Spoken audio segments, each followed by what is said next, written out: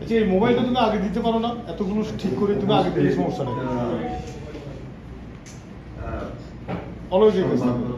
সংবাদ মাধ্যমের প্রিয় সহকর্মীগণ, ভাই বোনেরা, আসসালামু আলাইকুম।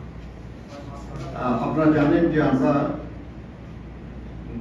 গণতন্ত্র পুনরুদ্ধার এবং দেশ রক্ষা চলমান যে আন্দোলন, সেই আন্দোলনে যারা যুবপথ আন্দোলনে রত ছিলেন, রত আছেন, তাদের বিভিন্ন দল এবং জোটের সঙ্গে আমরা ধারাবাহিকভাবে আলোচনা করে চলেছি এবং তারই অংশ হিসাবে আজকে আমরা 12 দলীয় ঐক্য জোটের শীর্ষ নেতৃবৃন্দের সঙ্গে আমরা আলোচনা করেছি। আমরা দেশের বিদ্যমান রাজনৈতিক, অর্থনৈতিক, সামাজিক অবস্থা নিয়ে আমরা আলোচনা করেছি, বিভিন্ন বিষয় পর্যালোচনা করেছি এবং দেশের মানুষ এই মুহূর্তে কি আকাঙ্ক্ষা করছে, কি করলে আমরা দেশ এবং দেশের মানুষের সংকট সমাধানে আমাদের ভূমিকা পালন করতে পারি, সেই নিয়ে আমরা আলোচনা করেছি, কথা বলেছি। বেশ কিছু প্রস্তাব, বেশ কিছু পরামর্শ আমাদের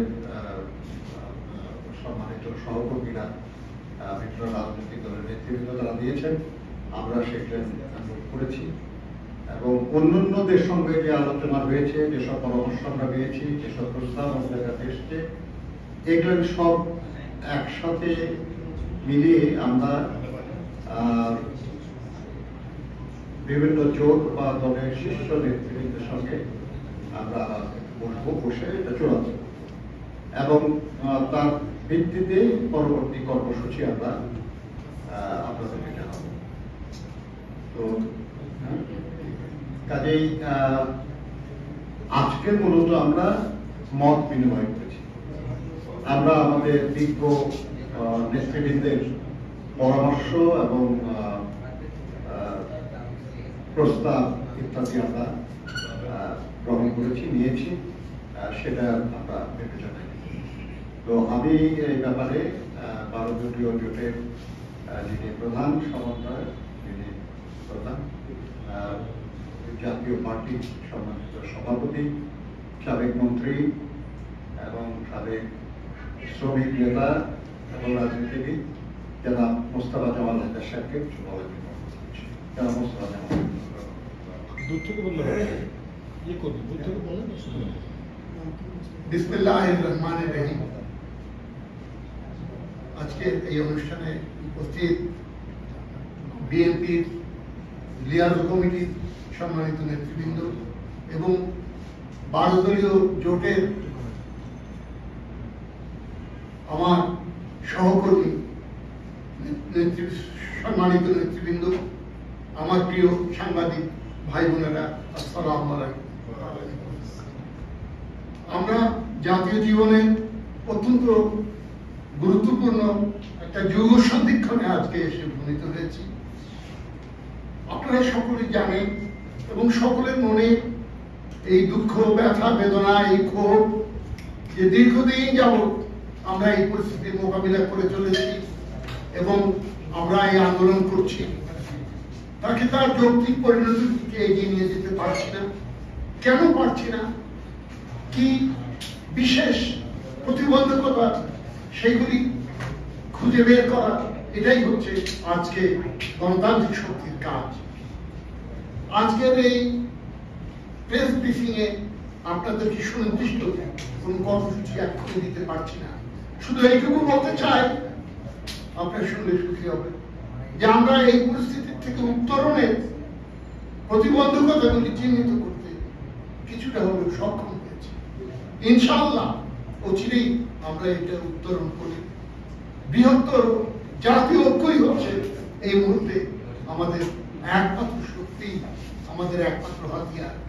তাছাড়া এতে এই পরিস্থিতি থেকে উত্তরণের কোনো পথ নেই।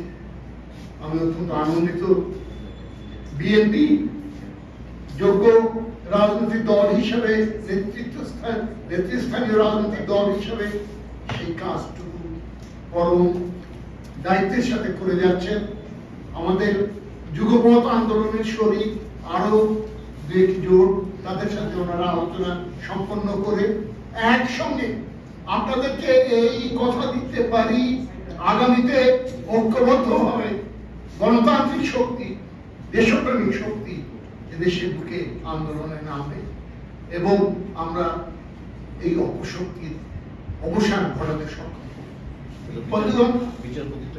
বন্ধুগণ, আমি আর একটা ছোট্ট বিষয়ে আপনাদের দৃষ্টি আকর্ষণ করতে চাই আমার সাংবাদিক ভাই বোনেদের। সেটা হচ্ছে এই, আপনারা জানেন কিনা জানি না, খুব বেশি পাবলিসিটিতেও আসে নাই, ঢাকা হাইকোর্টের একজন বিচারপতির নেতৃত্বে আমাদের বাংলাদেশের সীমান্তের চারিপাশে 10 কিলোমিটার রেডিয়াস নিয়ে একটা জোন সৃষ্টি করার যে প্রস্তাব রাখা হয়েছে, in the name of combating smuggling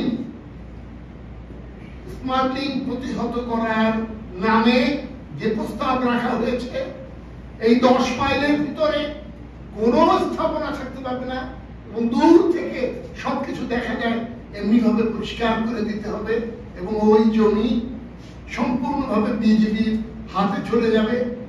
আমরা এদেশের কোন দেশপ্রেমিক রাজনৈতিক দল এটাকে কিছুতেই গ্রহণ করে নিতে পারি না।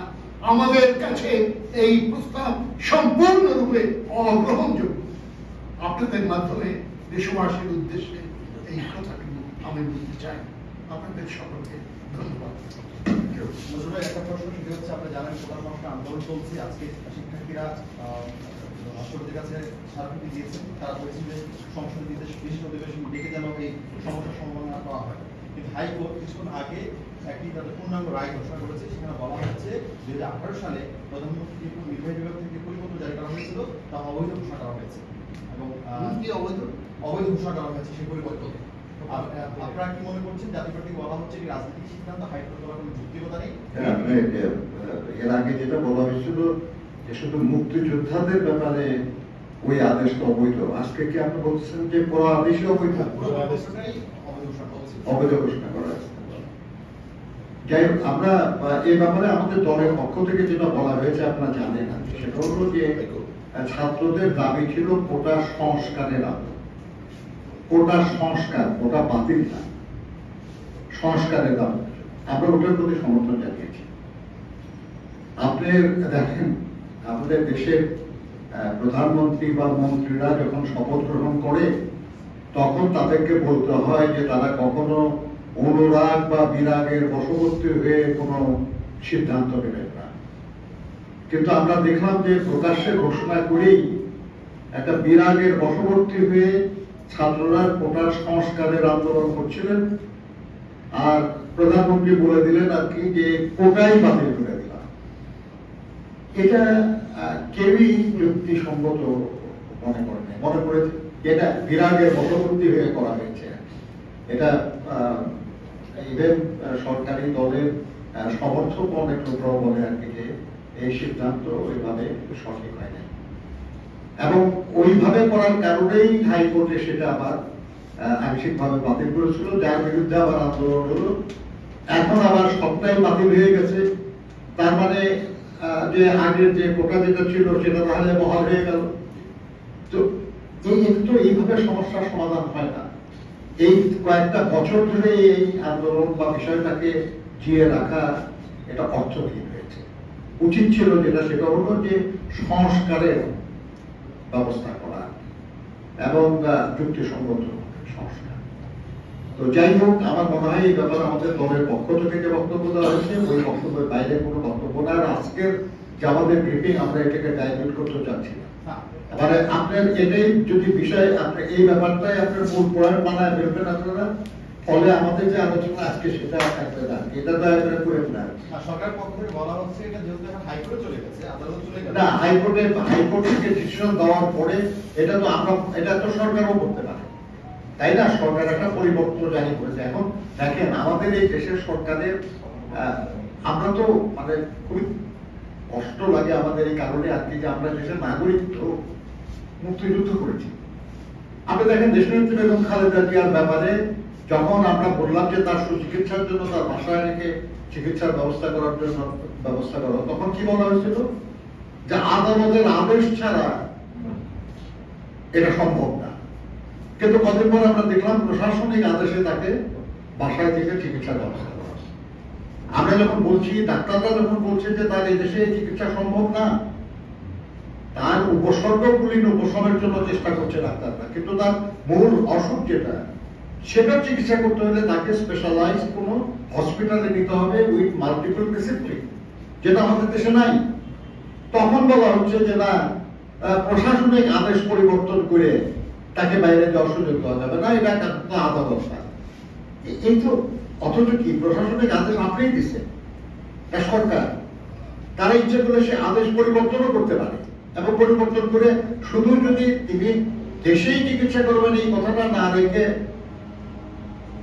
যদি যেখানে প্রয়োজন সেখানে চিকিৎসা করতে পারবেন, এই দেশে যায় নাই। আমাদের আসম আব্দুর রহমানকে তো দণ্ডিত অবস্থায় দেশের বাইরে চিকিৎসা করেছে। এবার এই যে আপনার হাদিস সেলিম আদালতে তার দণ্ড ঘোষণা হওয়ার পরে তিনি বাইরে যা চিকিৎসা করে নিয়ে আসতে এসে হাজির হয়েছে। হাজার হাজার কোটি দুর্নীতির দায় যারা অভিযুক্ত তাদেরকে জামিন দেওয়া হচ্ছে, তাদেরকে নির্বিঘ্নে দেশ থেকে চলে যাওয়ার সুযোগ করে দেওয়া হচ্ছে। আর যিনি কোনো দুর্নীতি করেন নাই, তার বিরুদ্ধে কোনো তছরূপ বা আত্মসাতের অভিযোগ নাই, তাকে বছরের বছর কারাগারে আবদ্ধ করে রাখা হয়েছে। কাজে আমরা যেটা মনে করি সেটা হলো যে সংকট বাড়ানো কোনো সরকারের কর্তব্য হতে পারে না, কাজ হতে পারে না। সংকট নিরসন হলো তাদের দায়িত্ব। কিন্তু বারবার আমরা দেখছি যে সংকট সৃষ্টি করা হচ্ছে, সংকট বৃদ্ধি করা হচ্ছে, এটা গ্রহণযোগ্য না। আর আমি আপনাদেরকে যেটা বলতে চাই যে এই যে প্রসঙ্গগুলি দেখলেন সাইড প্রসঙ্গ, এই নিয়ে আপনারা না করে আজকে প্রধান যে বক্তব্য সেটা হলো যে আমরা দেশে যে বিদ্যমান সংকটগুলি চলছে, গণতন্ত্রহীনতার সংকট, দুর্নীতি অনাচারে দেশ ছেয়ে গেছে, এবং পরিষ্কার বোঝা যাচ্ছে যে সরকারের পৃষ্ঠপোষকতায় সরকারের নিযুক্ত ঊর্ধ্বতন ব্যক্তিরা দুর্নীতি করে দেশটাকে ফোকলা করে দিচ্ছে।